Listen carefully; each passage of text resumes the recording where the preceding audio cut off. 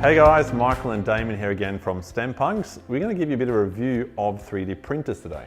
Yeah, so these are really good for a school and a classroom. I know that sounds a little bit crazy, but they are really good for a classroom because you can print these things really quickly. So you can use your software. Michael talked about software in a little bit, but you can print them off.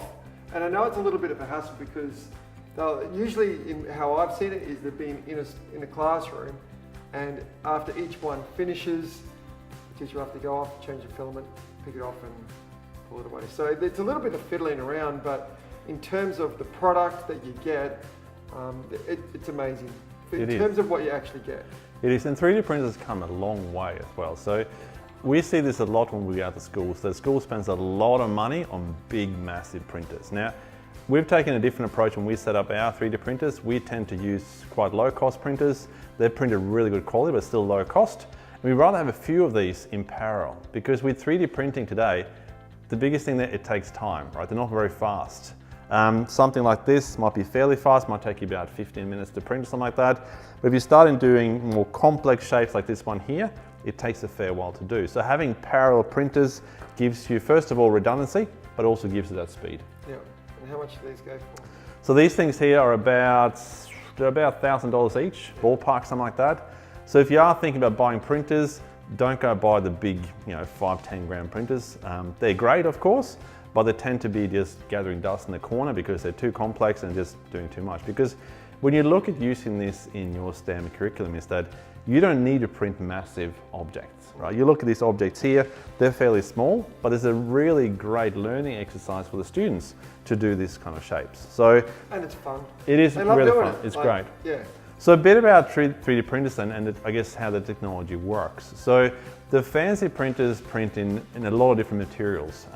The cheaper ones tends to use something called PLA, and you come back to the fact sheet on our website to see what PLA all means and how they're all sort of made up. But PLA is the cheapest way of doing it.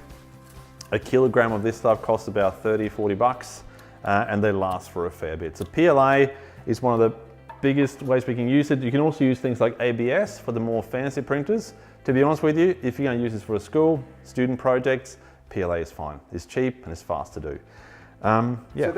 So the PLA will run through this. Yes, so the one-on-one, yeah. Just touch on that. Touch on that, okay. So one-on-one of 3D printers. So the PLA, which is this thing here, it just looks like it's called a filament. Looks like whippersnipper wire, just like that, right? So this plastic normally gets mounted on top of the printer or in the back of the printer, just like that. And it gets fed into the top, into the print head right here. So something's sticking out there, you've got something sticking out on yours, so we just cut that off. So the filament comes into here, into the print head, and it melts. It melts at about 220, 230 degrees, and it melts and comes onto this plate right down here.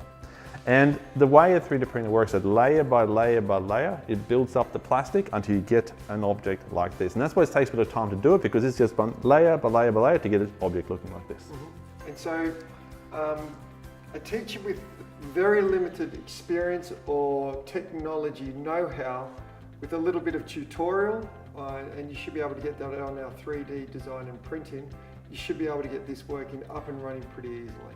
Yes. So I'll go back over that. With little to next to no technology know-how, you can get this working. That's a big, big bonus. And we can teach you how to do that. That's okay. Yes. And it might sound a bit daunting to get into sort of things like 3D printing and how these machines work, but trust me, the machines that come out today, they're very easy to use, they last a long time, and they're very user-friendly. So it's not a hard thing to do. It's like anything, just got to get into it, understand how it works, and then you'll start using it in the classroom. At one point, there were many teachers that were daunted by 2D printers.